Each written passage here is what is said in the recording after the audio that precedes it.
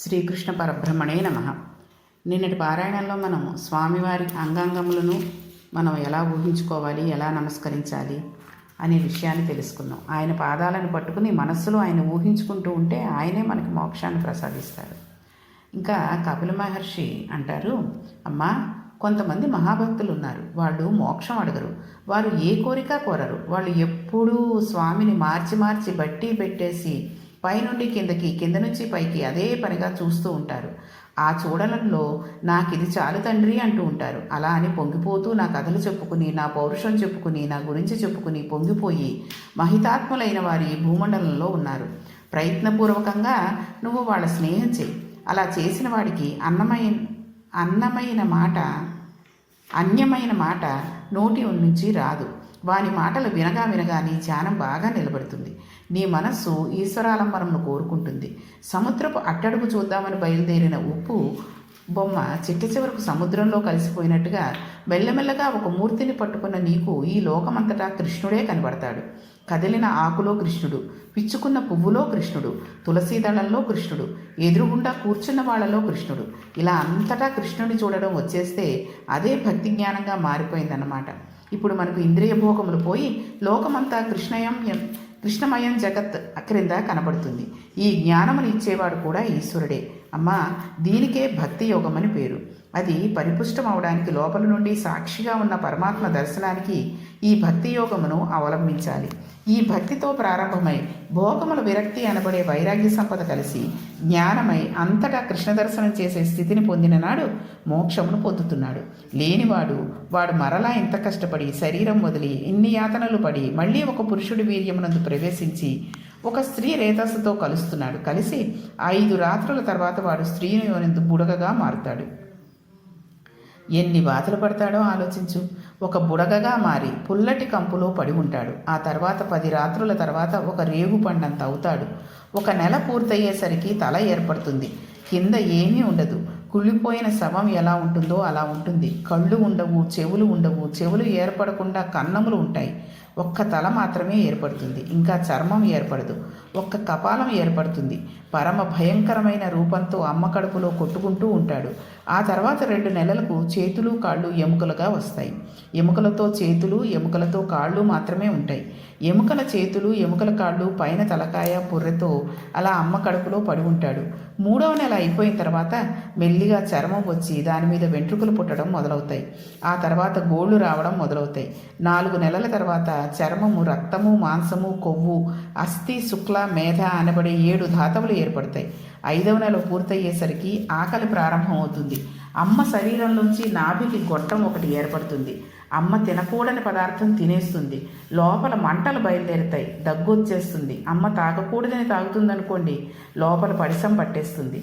అమ్మ తిన పదార్థంలో కొంత భాగం తనలోకి వెళ్ళి జీర్ణమై అక్కడే మలమూత్రములను విసర్జించేస్తాడు.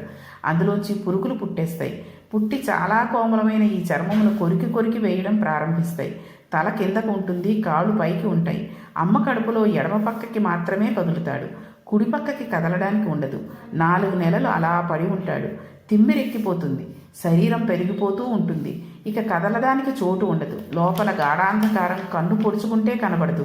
ఒక్కొక్కసారి ఎప్పుడూ బయటికి పడిపోతానా అని అనిపిస్తూ ఉంటుంది. నిద్రపోవడానికి ఉండదు. తల కింద ఉన్న కారణం చేత ముక్కు కిందకి ఉంది. జీవుడు అనుప్రవేశం చేసేసాడు. అలాగ పరమ దుర్గంధభూయిష్టమైన వాసన పీలుస్తూనే ఉంటాడు. అలా పడి ఉంటే ఈశ్వరుడు పూర్వజన్మ శృతిని ఇస్తాడు.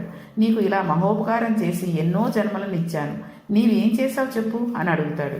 అప్పుడు ఈశ్వరునికి నమస్కరించి అంటాడు, ఈశ్వర, ఎన్ని జన్మలు ఇచ్చినా ఈ ఇంద్రియాలతో భోగమే అనుభవించాను.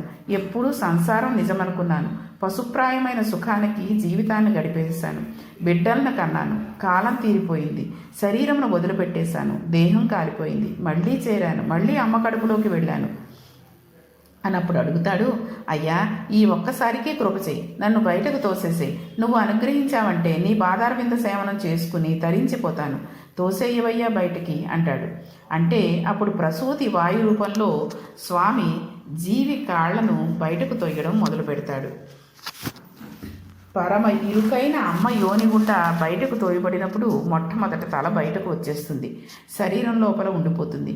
క్రమక్రమంగా గొంగళి పురుగు కదిలినట్టు బయటకు తోయబడుతుంటే ఇంత వెలుతురోకి తాను వస్తే తన వారన్న వారెవరో తెలియకపోతే బయటికి వచ్చి మంచం మీదనో పరుపు మీదనో పడిపోతే దోమలో ఈగలో నల్లులో కరిచేస్తుంటే తనకి ఏమి చెయ్యాలో తెలియ ఏడుస్తుంటే నోట్లోకి అమ్మ స్థానం ఇచ్చి పాలు పట్టేస్తుంటే ఊపిరాడక గుటకలు వేసేస్తుంటే ఊపిరి ఆగిపోయినంత బాధ కలిగితే ఒక పక్క మళ్ళీ మాయ వచ్చి పూర్వజన్మ స్థృతిని పోగొడితే చెవులలోకి చీమలు దూరి కరిచేస్తుంటే ఆకలి వేసి ఏడుస్తున్నానని అమ్మ పాలు పట్టేస్తుంటే ఒక చోట అరికాలిలో దోమ కుట్టి గోక్కోవడం చేతకాక చేతిని అక్కడిదాకా పంపడం చేతకాక ఏడుస్తుంటే ఇలా స్వామి ఎన్ని జన్మలయ్యాయో అసక్తుడనే ఏడ్చాను, అయిపోయింది, ఏదో పెరిగి పెద్దవాడిని అయ్యాను, ఇంతపాటి యవ్వనం వచ్చింది, ఒంట్లో ఓపిక ఉండి ఈశ్వర కంకర్యం చేయగలిగిన సమయం అంటూ ఏదైనా ఉంటే ఇదొక్కటే, మళ్ళీ కాలగతలో వ్యార్థకం నిర్దాక్షిణ్యంగా వచ్చేస్తుంది, అప్పుడు బయటకు వెళ్ళలేను, కూర్చోలేను, చూడలేను,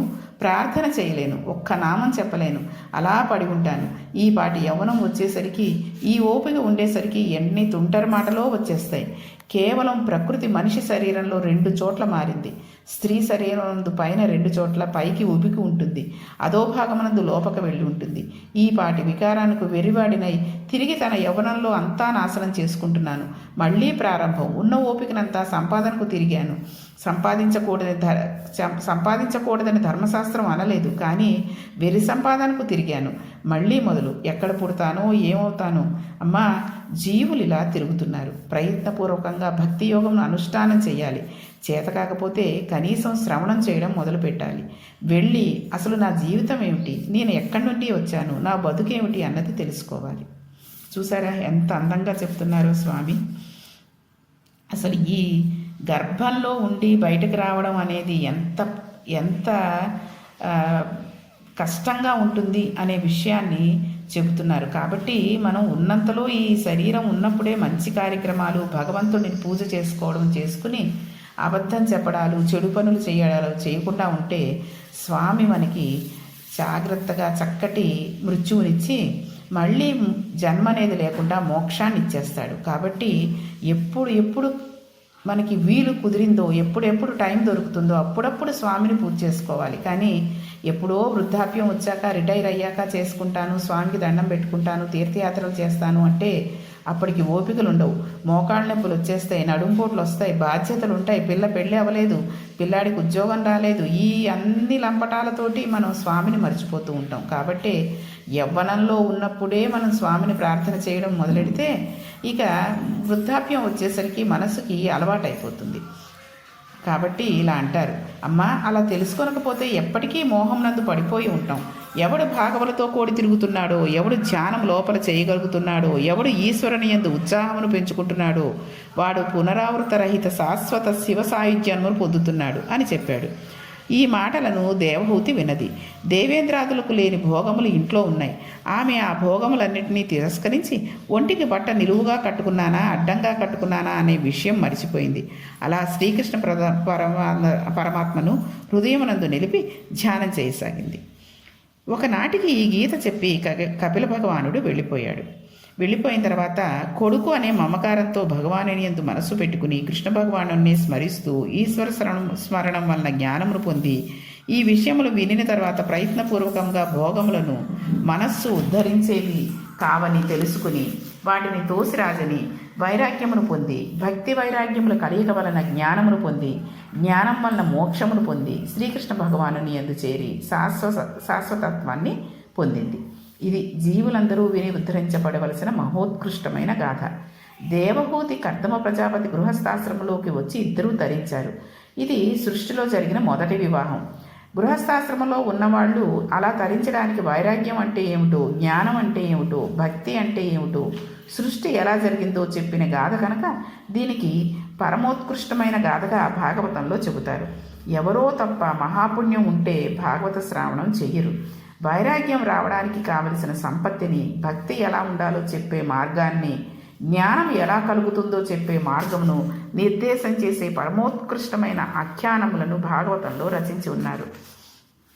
కాబట్టి మనం అందరము కూడా ఇది విన్నందుకు సార్థకత అవ్వాలి. కాబట్టి మన జన్మ ఆ రకంగానే భగవంతుడిని స్మరిస్తూ మనం ఏ రకంగా జన్మని సాఫల్యం చేసుకోగలమో, ఏ రకంగా అయితే మనం భగవంతుణ్ణి స్మరించగలమో అవన్నీ కూడా చేసుకోవాలి. నిన్న చెప్పినట్టుగా శ్రీవారిని మనం ఏ రకంగా ఉన్నాడో స్వామిని మన మనస్సులో మెదిలేటట్టుగా చూసుకోవాలి. త్రిభంగి స్వరూపంలో నడుము కొద్దిగా ఉంచి చిరునవ్వు నవ్వుతూ మంచి యవ్వనంలో ఉండి కొద్దిగా పళ్ళు కనబడుతుండగా ఎడమ చేతితో వేణువును పట్టుకుని కుడి చేతితో దాని రంధ్రములను తన వేళ్లతో మూస్తూ ఆ వేణువు చివర వేలాడుతున్న కుచ్చుతో ఒక కుడికాలు మీద తాను నిలబడి సోయగంగా ఎడమకాలు పైకెత్తితే అందులో పద్మరేఖ, పద్మము, హలము, అమృతభాండము మొదలైన గుర్తులు కలిగిన శ్రీపాదమును సేవించాలి. ఆ తర్వాత ఆయన ఎడమకాలు పైకెత్తినప్పుడు ఆయన శ్రీపాదమును దర్శించి మన తల తీసుకువెళ్ళి ఎర్రటి పాదమును తాటించి కింద పెట్టి ఉంచిన కుడి పాదము మీద మన తల తాటించి పచ్చని పట్టు పీతాంబరం పక్కల నుంచి కనబడుతున్న స్వామి పిక్కలను దర్శనం చేసి ఆ పైన బలిష్టమైన ఆయన కాళ్ళను చూసి చక్కటి ఆయన మోచిప్పలను చూసి సమస్త లోకములను నిర్వహించగలిగిన బలిష్టమైన తొడలను చూసి సన్నటి ఆయన కటి ప్రదేశమును చూసి అది కొద్దిగా పక్కకి వంగి ఉంటే దాని మీద పట్టుపంచ కట్టుకుని పట్టు పీతాంబరంలో కుచ్చెళ్ల మీద ఉన్నటువంటి బంగారు మొలనూలు దర్శించి దానికి ఉన్న చిరుగంటను దర్శనం చేసి ఆ పైన స్వామి నాభిని చూసి అందమైన ముడులు పడి లోపలికి ఉన్న నాభికి నమస్కరించి ఆయన ఉదరభాగమును దర్శించి ఆ పైన స్వామి వక్షస్థలం నందు ఉన్న శ్రీవాత్సవము అనే పుట్టుమచ్చను చూసి ఇటు పక్క ఉన్న కౌస్తుభ వజ్రమును చూసి ఆయన వేసుకున్న వనమాల అరవిరిసిన పుష్పములు వాటి మీద రొత చేస్తున్న తుమ్మెదలు ఆయన వక్షస్థలమునందు వేంచేసి ఉన్న లక్ష్మి 3 గీతలు కలిగిన చక్కటి కంఠము దాని మీద ఉన్న చిన్న గడ్డము చిరునవ్వు నవ్వుతున్న ఆ పెదవులు కొనదేరిన ముక్కు అందులోంచి ఊపిరి తీసి వదులుతున్నప్పుడు లోపలికి వెళ్ళి బయటకు వస్తున్న ముత్యము ఆ పైన ఉన్న 2 గండు తుమ్మెదల వంటి నేత్రములు వాటిలోంచి ప్రసరిస్తున్న దయార్థ దృష్టి దయను కురిపిస్తున్న కనులు అటూ ఇటూ తిరుగుతూ తనను ఆర్తితో పిలుస్తున్న వాడిని రక్షించే కనుగుడ్లు వాటి మీద ఉన్న మన్మథ చాపములు వంటి కనుబొమ్మలు వాటి మీద విశాలమైన లలాటము దాని మీద పెట్టుకున్న కస్తూరి పొట్టు ఆ పైన ఉన్న కిరీటము దాని మీద ఉన్న పింఛము ఆయనకు ఉన్న ఏనుగుల తొండములు వంటి 2 బాహువులు ఎడమ చేతిలో పట్టుకున్న వేణువు పైన కుడి చేతిని మూసిన రంధ్రములు నల్లటి చక్కటి మేఘం వంటి రంగు కలిగి లోకములన్నింటినీ రక్షించు చల్లటి చెయ్యి ఆ చేతికి గల తెల్లటి గోళ్ళు ఆ గోళ్లలోంచి వస్తున్న ఎర్రని కాంతులు ఆ స్వామిమూర్తిని ఆపాదమస్తకం పైనుంచి కిందకి కింద నుంచి పైకి చూస్తూ ధ్యానమునందు నిమగ్నులై మన మనస్సున స్వామి మీదే పెట్టి స్మరిస్తూ మన జన్మను సార్థకత చేసుకుందాం. ఈ రకంగా పూజ పిల్లల దగ్గర నుంచి మన పిల్లలకి అయిపోయింది. మన మనవలకి చిన్నప్పటి నుంచే నేర్పిస్తే కనీసం రోజులో ఒక 10 నిమిషాలైనా వాళ్ళు భగవంతుడిని ధ్యానం చేసుకోవడానికి అలవాటు పడతారు. కాబట్టి ఈ వర్ణన అంతా ఇంకొకసారి చదివాను. కాబట్టి ఈ రోజుతోటి మనకి తృతీయ స్కందం అయిపోయింది. రేపు ఒక మహత్తరమైన సంఘటన దక్షయజ్ఞం గురించి రేపటి పారాయణం నుంచి మొదలెడదాం. శ్రీకృష్ణ పరబ్రహ్మణే నమః.